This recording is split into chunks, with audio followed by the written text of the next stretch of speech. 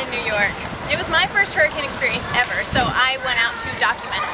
Now I have taken 24 hours of my observations and condensed them down into just a couple highlights that I wanted to share with you in this special edition of Nature Minute. Now, Saturday afternoon, I arrived at my safe spot on the Upper West Side, and the thing that I remember more than anything is how still it was. The air was not moving. It was just hot, sticky, and still.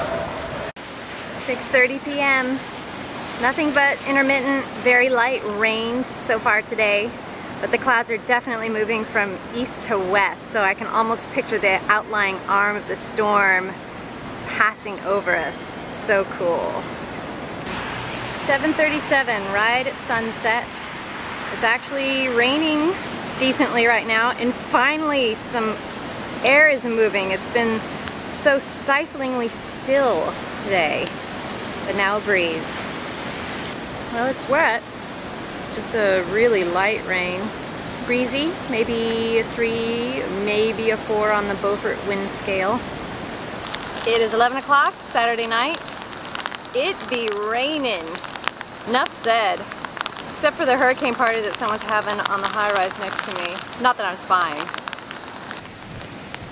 2 o'clock. Definitely raining harder. It's starting to form sheets as it falls out of the sky. 3 o'clock, and it's really surprisingly calm out here. The radar shows that we're actually kind of in between bands of the storm, so I'm guessing that's why. 5 a.m. Rain and wind picked back up. So far, nothing unbearable on the Upper West Side. Just lots and lots of rain. 7 o'clock. It's nice to see light again. The winds are definitely stronger and more sustained.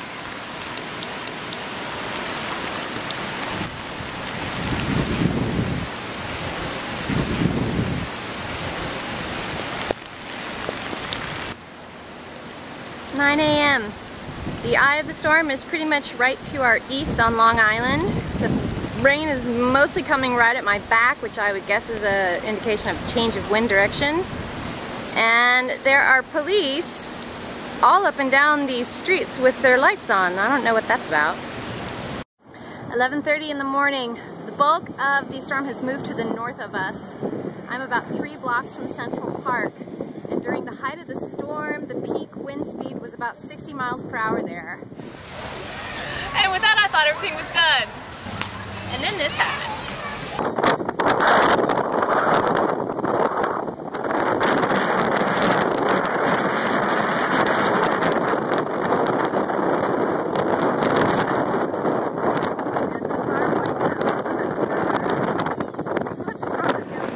In the end, the hurricane was not as scary or violent as I thought it would be. Not like you always see it in the movies. But I think I was also fortunate in the location where I was in the city. Elsewhere, people have had to deal with fallen trees, loss of power, and flooding, which is, I think, the big consequence with this storm, and more is to come. But for today, we get to enjoy the gorgeous weather that Irene has left behind, and New Yorkers can go on with life as usual.